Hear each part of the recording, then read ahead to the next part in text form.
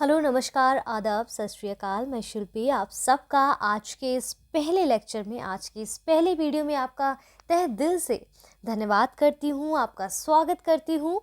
आज हम एक और नई सीरीज़ को शुरू करने वाले हैं। आई होप मॉर्निंग वाली जो 6 AM की सीरीज़ है, जिसमें हम current affairs based last 1 year और 6 मंथ्स के करंट अफेयर्स बेस्ड क्विज को देख रहे हैं, उसी के साथ साथ अब ये मंडे टू सैटरडे ये वाली क्लासेस भी, ये वाला क्विज भी 10 AM यानी कि सुबह 10 बजे मंडे टू सैटरडे आपको मिल जाया करेगा मेरे ही चैनल पर।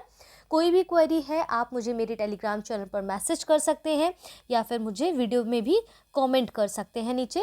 यहाँ पर जैसा कि आप स्क्रीन पर देख पा रहे हैं, हम यहाँ पर एंशिएंट हिस्ट्री के क्विज की बात कर रहे हैं। ये जो वीडियो डिज़ाइन किया गया है, ये जो टॉपिक को चूज़ किया गया है, वो बेसिकली आपके आने वाली जो भी आगामी परीक्षाएं होंगी, चाहे वो 2024 हो, चाहे वो 2023 हो, चाहे वो 2025 हो, या फिर कंटिन्यू हम देख सकते हैं, क्योंकि हिस्ट्री में कुछ ऐसे नए चेंजेस नहीं आते। और स्पेसिफिकली जब हम एंशिएंट हिस्ट्री की बात करते हैं तो बट ऑब्वियसली वहाँ पर एक दो अपडेट्स वहाँ मिलेंगे अगर खुदाई में या उत्खनन में कुछ मिलता है, अदरवाइज़ कुछ खास अपडेट्स नहीं मिलते हैं। तो ये जो वीडियो है वो आपको ना केवल यूपीएससी में बल्कि यूपीपीएससी में भी, एमपीपीएससी, ये स्टेट पीसीएस, आरओ एक्सेट्रा जो भी आपके वनडे और एग्जाम्स भी हो सकते हैं, उसमें भी मददगार साबित होगा। यहाँ पर सारे कुछ इसमें पीवाईक्यू भी लिए गए हैं, कुछ नए क्वेश्चंस को जनरेट किया गया है, उनकी प्रकृति को बताया गया है कि किस प्रकार से आपसे इन सभी एग्जाम्स के अंदर कैसे प्रश्न पूछे जाते हैं, उनका नेचर कैसा होता है, ताकि आसानी से आप उनको समझ सकें। आपको इस सारे वीडियोस के पीडीएफ आपको मेरे टेलीग्राम चैनल पर मिल जाएंगे। टेलीग्राम चैनल का आई होप आपको पता होगा, शिल्पी वर्मा करके मेरा टेलीग्राम चैनल का नाम है। तो जो लोग जुड़े हुए हैं, जो लोग नए हैं, मैं उनको बता देना चाहती हूँ कि आप लोग वहाँ जुड़ सकते हैं। कोई क्वेरी है तो आप मुझसे पूछ सकते हैं। शिल्पी वर्मा 22 मेरी टेलीग्राम चैनल का नाम है। मैं फिर से इसको लिख देती हूँ और नेक्स्ट वीडियो में मैं इसको ऑलरेडी मेंशन कर दिया करूँगी, ताकि जो लोग नए हैं वो यहाँ पर ईजिली कनेक्ट हो जाएँ। अदरवाइज़ आप इंस्टाग्राम इत्यादि पर मुझे मैसेज करके कनेक्ट कर सकते हैं, मैं आपको यहाँ पर ज्वाइन करवा लूँगी। ठीक है, नेक्स्ट मूव करते हैं आज के इस टॉपिक में, जो कि पहला प्रश्न आज आप अपनी स्क्रीन पर देखने वाले हैं। यहाँ पर आप देखेंगे कि पहला क्वेश्चन कह रहा है कि रॉबर्ट ब्रूस फुट थे, क्या थे। देखिए, अब जो ये प्रश्न हम पढ़ रहे हैं वो एंशिएंट हिस्ट्री के हैं, तो सबसे पहले हमें जानना होगा कि इतिहास क्या होता है, राइट। तो देखिए, इतिहास क्या है कि प्रेजेंट टाइम में, यानी कि वर्तमान के प्रकाश में अतीत का अध्ययन करना, यानी कि हम पहले जो हो चुका है अतीत में उसके विषय में जान रहे हैं। यहाँ पर कुछ बेसिक से क्वेश्चन है जो मोस्ट प्रॉब्ली आपसे आरओ यूपीपीएससी या छोटे छोटे से स्टेट एग्जाम्स जो और होते हैं एक्सेप्टेड दिस, उसमें भी आपसे ऐसे प्रश्न डायरेक्ट पूछ लिए जाते हैं। तो बहुत फैक्चुअल क्वेश्चन है, इसको याद कर लेना आप। जैसे रॉबर्ट ब्रूस फुट क्या थे? भूगर्भ वैज्ञानिक थे, पुरातत्वविद थे, वनस्पति शास्त्री थे या इतिहासकार थे। तो इस तरह के प्रश्न आपसे पूछे गए हैं, पूछे जाते रहेंगे। अब जैसा कि हम यहाँ पर हिस्ट्री पढ़ रहे हैं तो आपको कॉमन सेंस के द्वारा भी इसको समझ सकते हैं। बट देखिए, अब यहाँ पर क्या है कि इंसाइक्लोपीडिया जो ब्रिटानिका के अनुसार क्या है कि रॉबर्ट ब्रूस फुट ब्रिटेन भूगर्भ वैज्ञानिक, यानी कि भूगर्भ वैज्ञानिक और पुरातत्वविद थे।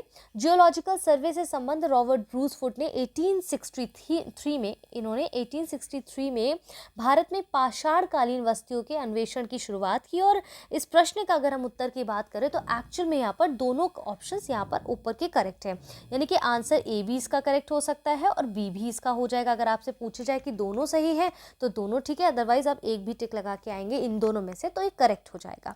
ठीक है, नेक्स्ट क्वेश्चन आज का हमारा है, कोपेनहेगन संग्रहालय की सामग्री से पाषाण, कांस्य और लौह युग का त्रियुगीन विभाजन किया गया था।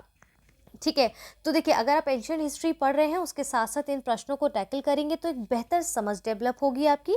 ऑप्शंस दिए गए हैं, थॉमसन ने, लुबाक ने, टेलर ने, चाइल्ड ने। ठीक है, तो डेनमार्क के कोपेनहेगन संग्रहालय में 1818 में, यानी कि 1880 और 1820 के आयोग की रिपोर्ट के अनुसार सामग्री के आधार पर पाषाण, कांस्य और लौह युगीन का त्रियुगीन विभाजन क्रिश्चियन जर्गेनसन थॉमसन ने किया था। किसने किया था? क्रिश्चियन जर्गेनसन थॉमसन ने किया था, यानी कि थॉमसन ने 1836 में ईस्वी में इसी वर्गीकरण के अनुसार संग्रहालय की वस्तुओं का विवरण भी प्रकाशित किया था। तो करेक्ट आंसर क्या हो जाएगा? थॉमसन ने। मान लीजिए थॉमसन की जगह पर इनका नाम आपको दे दिया जाए जॉर्गेनसन थॉमसन, तो कंफ्यूज नहीं होना है, जॉर्गेनसन थॉमसन ने दिया था। तो करेक्ट आंसर इस प्रश्न का क्या हो जाएगा? Option A. नेक्स्ट मूव करते हैं, थर्ड क्वेश्चन आज का हमारा है, उत्खनित प्रमाणों के अनुसार पशुपालन का प्रारंभ हुआ था। जो उत्खनित चीज़ें जब उत्खनन किया गया तो उनके साक्ष्यों से हमें पता चला कि पहली बार पशुपालन जो है कब शुरू किया गया था। निचले पूर्व पाषाण काल में, मध्य पूर्व पाषाण काल में, ऊपरी पाषाण काल में या फिर मध्य पाषाण काल में। तो यानी कि आप इसका करेक्ट आंसर देखेंगे कि मध्य पाषाण काल का जो अंतिम चरण था ना, मध्य पाषाण काल के अंतिम चरण में पशुपालन के साक्ष्य हमें मिले हैं। और ऐसे पशुपालन के साक्ष्य हमें कहाँ मिले हैं ये भी याद रखना है। भारत में आदमगढ़ यानी कि होशंगाबाद एमपी में और बागौर भीलवाड़ा यानी कि राजस्थान में मिले हैं। तो कभी कभी आपसे प्लेस पूछ लेते हैं, कब मिले के ज़्यादा पूछ लेते हैं कि कहाँ कहाँ मिले हैं। जैसे पूछा जाता है ना कि कंकाल के पहले साक्ष्य कहाँ मिले, या कंकाल के साथ एक जानवर के कंकाल के साक्ष्य कहाँ मिले, ये भी प्रथा थी ना प्राचीन समय में। तो जब हम पाषाण काल, मध्य पाषाण काल इत्यादि की बात करते हैं तो इन छोटी छोटी चीज़ों को ध्यान रखना है। इन प्रश्नों को टैकल करने से पहले जब आप टॉपिक पढ़ें, इन प्रश्नों को देख लें ताकि आपको समझ रहे कि प्रश्न की प्रकृति रहती क्या है और प्रश्न पूछे कहाँ से जाते हैं। राइट, चलिए अब थर्ड क्वेश्चन का आंसर हमारा क्या हो जाएगा, ऑप्शन डी हो जाएगा। दैट मीन्स इसका करेक्ट आंसर ऑप्शन डी हो जाता है। फोर्थ क्वेश्चन हमसे कह रहे हैं मध्य पाषाणिक प्रसंग में पशुपालन के प्रमाण कहाँ मिले हैं। ठीक है, पशुपालन के प्रमाण कहाँ मिले हैं। अब देखिए यही चीज़ अभी बोली गई मध्य पाषाण काल में, लेकिन अब पूछा गया कहाँ मिले। और अभी मैंने आपको बताया कि मध्य पाषाणकालीन प्रसंग में पशुपालन के प्रमाण जो हैं वो आपको कहाँ मिले हैं। जैसे आदमगढ़ यानी कि होशंगाबाद एमपी में, बागौर भीलवाड़ा राजस्थान में। तो इसका करेक्ट आंसर क्या होगा, ऑप्शन सी हो जाएगा। बट ऑब्वियसली तो जब इस तरह के क्वेश्चन आप अगेन एंड अगेन रिवाइज करेंगे तो आप जब क्वेश्चन टैकल करेंगे तो आपको आसान हो जाएंगी चीज़ें। नेक्स्ट मूव करते हैं, निम्नलिखित में से किस स्थल से हड्डी के उपकरण प्राप्त हुए हैं। ठीक है, हड्डी के उपकरण प्राप्त हुए हैं, तो निम्नलिखित में से किस स्थल से हड्डी के उपकरण प्राप्त हुए हैं। चोपली मांडो से, या फिर काकोरिया से, या फिर आप देखेंगे या चोपनी मांडो है, माफ़ी चाहती हूँ यहाँ पर चोपनी मांडो है। टाइपिंग में थोड़ा कुछ एरर आ रहा है, मैं इसको ध्यान दूंगी। चोपनी मांडो से है, काकोरिया से है, महदह से है, या सराय नाहर राय से। आपसे यूपीपीएससी में जब मेंस हुआ करता था ना ऑब्जेक्टिव, तब इस तरह के प्रश्न डायरेक्ट पूछे गए, जाके देखिएगा। ठीक है, आप समझिए। देखिए मध्यकालीन जो महदहा है यानी कि जो यूपी के प्रतापगढ़ जिले में ये स्थित है, इससे बहुत बड़ी मात्रा में हड्डियाँ, सींग, इनसे जो निर्मित उपकरण है, इनके द्वारा जो प्रोडक्ट बनाए गए हैं वो सब वहाँ पर प्राप्त हुए। तो उससे पता चला कि हड्डी के उपकरण यहाँ से मिले। अभी समझ आया है ना। तो कहाँ से, महदहा से, महदहा यानी कि यूपी के प्रतापगढ़ जिले की बात कर रहा है। जी आर शर्मा महदहा में 3 क्षेत्रों का उल्लेख करते हैं, जैसे जो झील के क्षेत्र हैं, बूचड़खाना है, संकुल क्षेत्र है, कब्रिस्तान निवास क्षेत्र में बटा था।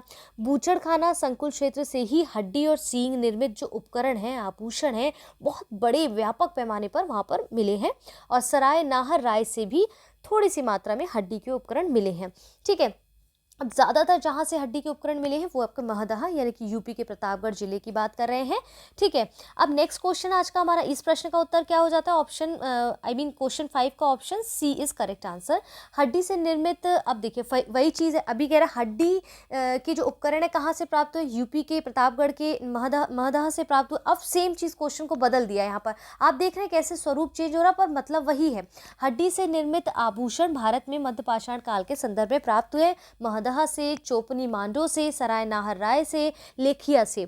तो अभी हमने बताया किससे प्राप्त हुए हैं ये आपको, तो महदहा से भी प्राप्त हुए हैं। हड्डी के निर्मित सराय नाहर राय से भी प्राप्त हुए। क्यों ऐसे दोनों ऑप्शंस इसमें करेक्ट हो जाते हैं, आप दोनों में से कोई एक ही चूज करेंगे तो ज़्यादातर आप यहाँ पर ऑप्शन बी ही करेंगे, क्योंकि ज़्यादातर साक्ष्य आपके यहाँ से प्राप्त हुए। लेकिन सराय नाहर राय से जो है वो थोड़े से आपके हड्डी से निर्मित आभूषण वहाँ से प्राप्त हुए। फाइन, अब देखिए ए और बी एक्चुअली इसका करेक्ट आंसर हो जाएगा, लेकिन अगर आपको एक ऑप्शन देता है तो आप इनमें से कोई एक पे लगा सकते हैं।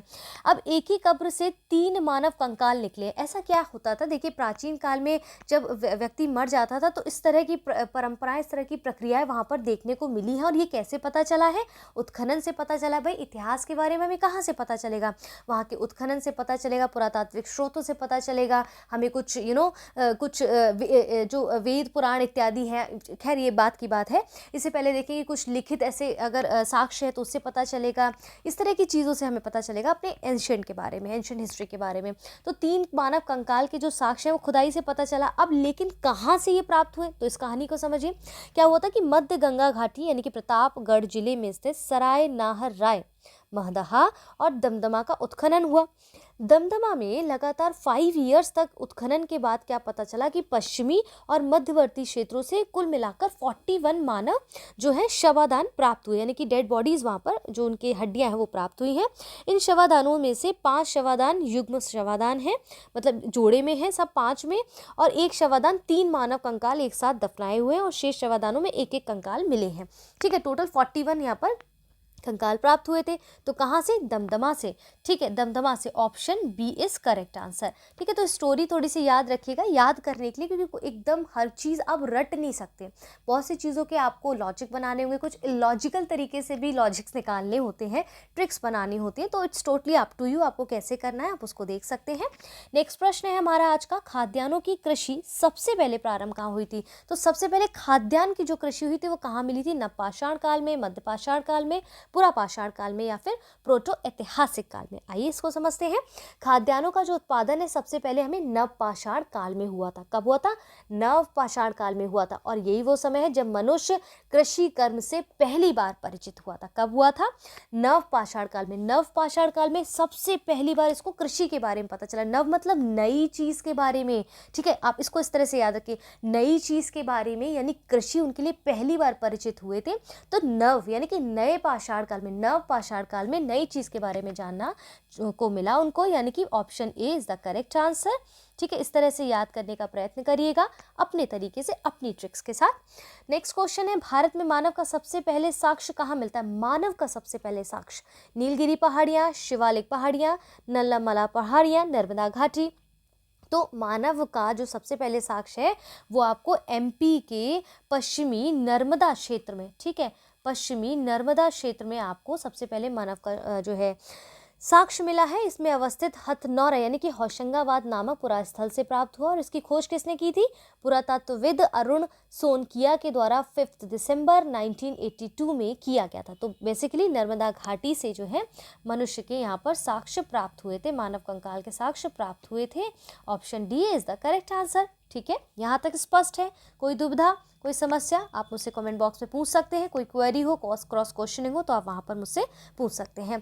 मानव द्वारा सबसे पहले प्रयुक्त अनाज था गेहूं, चावल, जौ, बाजरा।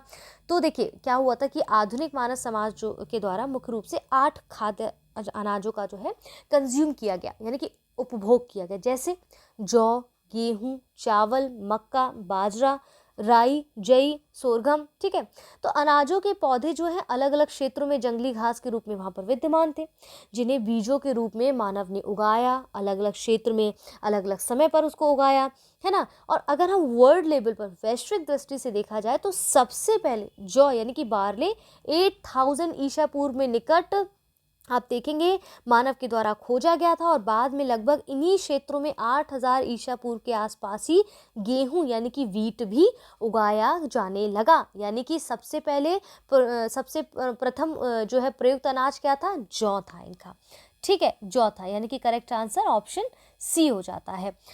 नेक्स्ट क्वेश्चन, भारतीय उपमहाद्वीप में कृषि के प्राचीनतम साक्ष्य कहाँ से प्राप्त हुए? कोल डिहवा से, मेहरगढ़ से, लहुरादेव से, टोकवा से। तो इस प्रश्न का आंसर जानने के लिए थोड़ा सा हमें इसकी डीप में जाना होगा।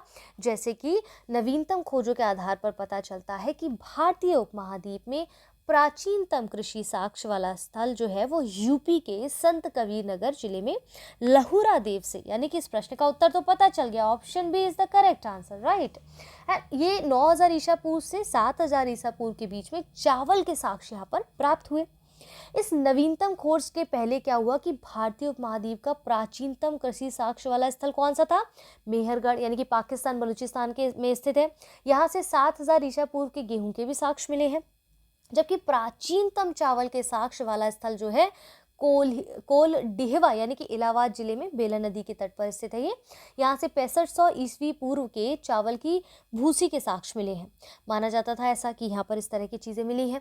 इन सभी संदर्भों में अगर विकल्प में लहुरा देव रहता है तो आपको सभी विकल्प वही होंगे, लेकिन लहुरा देव में विकल्प ना होने की स्थिति में इसका उत्तर पहले की भांति यहाँ पर हो जाएगा। ठीक है, तो लहुरा देव अगर यहाँ पर नहीं दिया गया है तो यहाँ पर आप देखेंगे मेहरगढ़ का भी अगर साक्ष्य कोल कोल डेहवा का भी अगर यहाँ पर आपको ऑप्शन दिया गया और लोहरा देव ना दिया गया हो तो कोल डेहवा भी आप यहाँ पर करेक्ट आंसर लिख सकते हैं, क्योंकि पर्टिकुलर अनाज की बात नहीं की है ना, कृषि के प्राचीनतम साक्ष्य की बात की है ना।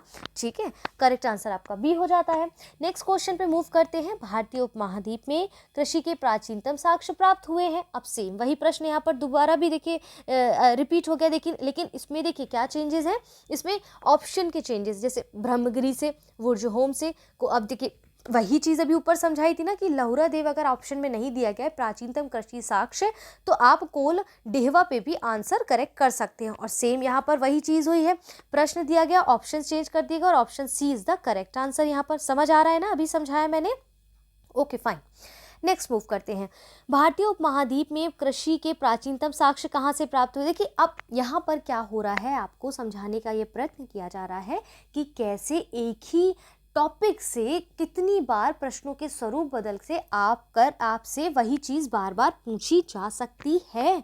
और यूपीपीएससी में स्पेसिफिकली मैं बोल रही हूँ, यूपीपीएससी चाहे वो आपका आरओ एआरओ रहा हो या उसका मेंस पहले रहा हो, प्री रहा हो, उसमें इस तरह के डायरेक्ट प्रश्न पूछे गए हैं बच्चों। आप जाके देखिए उन प्रश्नों को, है ना। ऐसे ही प्रश्न, इसलिए मैंने कहा कुछ पीवाईक्यू को भी इसमें मैंने जोड़ा है ताकि मर्ज करके आपको पढ़ाया जा सके। भारतीय उपमहाद्वीप में कृषि के प्राचीनतम साक्ष्य कहाँ से प्राप्त हुए हैं, है ना। तो अब ये आप बताइए कहाँ से प्राप्त हुए हैं। इस प्रश्न का ऑप्शन हो जाएगा ऑप्शन सी, क्योंकि अभी हमने समझा था कोल डेहवा में जो है हमने देखा यहाँ पर गेहूं के साक्ष्य, फिर हमने देखा था मेहरगढ़ में भी हमने कुछ साक्ष्य देखे थे, जैसे कृषि देखा था हमने कि भारतीय नवीनतम खोज के पहले भारतीय उपमहाद्वीप का प्राचीनतम कृषि साक्ष्य वाला स्थल क्या था, मेहरगढ़, जो कि पाकिस्तान के बलूचिस्तान में स्थित है। ठीक है, यहाँ पर गेहूं के साक्ष्य मिले थे। तो कृषि के प्राचीनतम साक्ष्य कौन कौन से? मेहरगढ़ हो गया, कोल डेहवा भी हो गया, लहुरा देव भी है। तो इस प्रश्न का 13 के क्वेश्चन का आंसर क्या हो जाएगा? Option C, that means Mehrgarh. Next question क्या है? नवपाषाण युग में भारतीय उपमहाद्वीप के उत्तर पश्चिम क्षेत्र में निम्नलिखित में से किस स्थान पर कृषि के अभ्युदय के प्रारंभिक प्रमाण प्राप्त हुए? किस स्थान पर कृषि के अभ्युदय के प्रारंभिक प्रमाण की बात कर रहा है ना। तो यहाँ पर हम देखते हैं कि क्या देगा, मुंडिगक और मेहरगढ़, दम्मसादत, बालाकोट, अमरी। अब बताइए क्या होगा, क्या इसमें ज़रूरत है मुझे इसका आंसर बताने की? क्या मैं आपसे उम्मीद कर सकती हूँ आप इस प्रश्न का उत्तर देंगे मुझे? कमेंट बॉक्स में क्वेश्चन नंबर 14 का आंसर दीजिएगा, मैं वेट करूंगी। और आपने अगर जेन्युइनली इस वीडियो को अब तक देखा होगा यहाँ तक, तो आप इसका आंसर ज़रूर करेंगे बिना किसी प्रश्न को स्किप किए हुए। डायरेक्ट पूरे प्रश्न देखिए। ठीक है, इस प्रश्न का कमेंट बॉक्स में आंसर बताइएगा, अदरवाइज तो मैं आंसर बताऊंगी ही आपको, पीडीएफ में आपको मिल जाएगा। भारत में पशुपालन एवं कृषि के प्राचीनतम साक्ष्य प्राप्त हुए। सेम वही चीज़, पशुपालन और कृषि के प्राचीनतम साक्ष्य प्राप्त हुए, है ना। अब यहाँ पर आप देखिए क्या कह रहे हैं, अंजिरा से, दमसदात से, किलीगुल मोहम्मद से, ठीक है, मेहरगढ़ से, और फिर या तो में से कोई नहीं। या इस तरह के प्रश्न भी आपसे बीपीएससी में भी ऐसे प्रश्न पूछे जाते थे ना पहले। तो ऑप्शन डी यहाँ पर प्राप्त होगा, यानी कि इसमें से कुछ भी कहना, एक से अधिक है या फिर इनमें से कोई नहीं है, एक से अधिक भी है यहाँ पर, तो ऑप्शन ई इसका करेक्ट हो जाता है। ठीक है, इस तरह के प्रश्नों को भी इसमें डाला गया है ताकि पूरी तरह से आप प्रिपेयर्ड हो सकें चीज़ों को लेकर। और अगर इस तरह के क्वेश्चंस आते हैं तो यहाँ पर पीवाईक्यू भी हैं, तो घबराना नहीं है कि मैम ई भी ऑप्शन आएगा क्या आरओ आरओ यूपीपीएससी में, ऐसा नहीं है। 4 ही ऑप्शंस आपको मिलेंगे, but just a practice what I said कि हमने पीवाईक्यू को भी लिया है, इसलिए ऐसा प्रश्न आपको मेंशन हुआ है, राइट। उस स्थल का नाम बताइए जहाँ से प्राचीनतम स्थानीय जीवन के प्रमाण मिले हैं। धौलावीरा, किले गुल मोहम्मद, कालीबंगा, मेहरगढ़। तो देखिए यहाँ पर जो विकल्प दिए गए वो प्राचीनतम स्थायी जीवन के प्रमाण सबसे पहले अगर देखें तो बलूचिस्तान के कच्छी मैदान स्थित मेहरगढ़ से मिले हैं, जिसकी प्रमाणिक तिथि 7वीं सहस्त्राब्दी ईसा पूर्व यानी कि 7000 ईसा पूर्व है। जबकि किले गुल मोहम्मद और कालीबंगा की प्राचीनतम तिथि क्रमशः क्या है, 4000 ईसा पूर्व और एवं 3500 ईसा पूर्व है। इसीलिए विकल्प डी हमारा, that means Mehrgarh is the correct answer of this question. तो option D is the correct answer, right. अब देखिए निम्नलिखित में से किन स्थानों से मध्यपाषाण काल में पशुपालन के प्रमाण मिलते हैं? तो मध्यपाषाण काल में पशुपालन के साक्ष्य जो है प्राप्त होने लगते थे हमें, और पशुपालन के प्रारंभिक साक्ष्य में मध्य प्रदेश के होशंगाबाद के निकट आदमगढ़ पुरास्थल और राजस्थान के भीलवाड़ा जिले के स्थित बागौर से मिले हैं। यहाँ पर आपको ऑप्शंस क्या क्या दिए गए, ऑप्शन सी यानी कि बागौर दिया गया, तो करेक्ट आंसर आपका ऑप्शन सी हो जाएगा, यानी कि 17 का आंसर क्या होगा, ऑप्शन सी हो जाएगा। यहाँ तक स्पष्ट हो रहा है? कोई प्रॉब्लम, कोई क्वेरी है तो आप मुझसे बेझिझक पूछ सकते हैं। और अगर आप अगर आप एंशियंट हिस्ट्री को नहीं रिवाइज कर रहे हैं तो आई मस्ट से कि आप प्लीज़ स्टेट पीसेस में अगर स्पेसिफिकली बात करूँ, geography, history, science, current affair, ये इतने ज़्यादा पूछे जाने वाले पोर्शन हैं, इनसे इतने ज़्यादा प्रश्न बनते हैं कि मैं आपको क्या बताऊं। इसलिए इन टॉपिक्स पर, इन विषयों पर बहुत ज़्यादा आपका फोकस होना चाहिए, क्योंकि 30 क्वेश्चन कभी कभी लगातार आपसे इससे पूछ ले जाते हैं। जाके पीछे का आंकड़ा देखेंगे तो आप इस बात से बहुत अच्छे से जो है रूबरू हो पाएंगे। नेक्स्ट क्वेश्चन आज का क्या है, निम्नलिखित में से किस एक पुरास्थल से पाषाण संस्कृति से लेकर हड़प्पा सभ्यता तक के सांस्कृतिक अवशेष प्राप्त हुए हैं? आमरी, कोटदीजी, मेहरगढ़, कालीबंगा। अब देखिए यहाँ पर क्या है, इतने सारे ऑप्शंस आपको दिए गए, इसको समझिए। क्या था, बलूचिस्तान यानी कि पाकिस्तान की बात कर रहे हैं ना, इसमें स्थित पुरास्थल मेहरगढ़ से पाषाण संस्कृति से लेकर हड़प्पा सभ्यता तक के सांस्कृतिक अवशेष प्राप्त हुए हैं। मेहरगढ़ आप ज़्यादातर सुनेंगे, मेहरगढ़ के ऑप्शंस आपको बहुत मिलेंगे, जो कि ज़्यादातर पुरास्थल से आपको वहाँ के साक्ष्य प्राप्त हुए हैं। तो Mehrgarh is the correct answer of this question. That means answer correct क्या होगा, option B, that means Mehrgarh. Narmada Toli का उत्खनन किसने किया था? केडी वाजपेयी ने, एचडी सांकलिया ने, वीएस वांककर ने, मार्टिमर व्हीलर ने। तो इसका करेक्ट आंसर क्या होगा, सीधा सा क्वेश्चन है, इसको ज़्यादा दिमाग लगाने की ज़रूरत नहीं, इसको रटना होगा क्योंकि एकदम फैक्ट है ये। तो जो नर्मदा टोली वो आप पहले समझ लीजिए एमपी में है, ठीक है। इसका उत्खनन दक्कन कॉलेज पूना के प्रोफेसर जो हैं एचडी सांकलिया ने कराया था, और ये स्थल इस महाद्वीप का सबसे विस्तृत उत्खनित ताम्र पाषाणिक ग्राम स्थल है, जिसकी तिथि ईसा पूर्व 16 से 1300 के बीच में निर्धारित की गई है। यानी कि करेक्ट आंसर क्या है, प्रोफेसर एचडी सांकलिया ने कराया था। किसने? प्रोफेसर एचडी सांकलिया ने। यानी कि करेक्ट उत्तर क्या होगा, इसका सही उत्तर क्या होगा, ऑप्शन सी हो जाएगा, है ना। नर्मदा टोली किस राज्य में स्थित है? अभी मैंने बताया एमपी, महाराष्ट्र, छत्तीसगढ़, गुजरात। अभी मैंने बताया कहाँ है, एमपी में है नर्मदा टोली। इसका उत्खनन किया था किसने? पूना के प्रोफेसर एचडी सांकलिया ने कराया था। तो करेक्ट आंसर इज डी। देखिए अब यहाँ पर एक बात समझिए, यहाँ पर बहुत सारे प्रश्नों को नहीं लाया गया। अभी मैं चाहती हूँ कि इस हफ्ते आप थोड़े थोड़े बेबी स्टेप्स के साथ चलिए, क्योंकि बहुत सारे प्रश्न दे दूंगी, फिर वीडियो लेंदी होगा, फिर आप उसको स्किप कर देंगे, बीच में छोड़ देंगे, फिर कहेंगे मैम समझ नहीं आ रहा। तो अभी धीरे धीरे प्रश्नों की जो संख्या है, क्वांटिटी है, उसको मैं बढ़ाऊंगी। अभी फिलहाल छोटे छोटे स्टेप्स के साथ हम इसको शुरू करते हैं।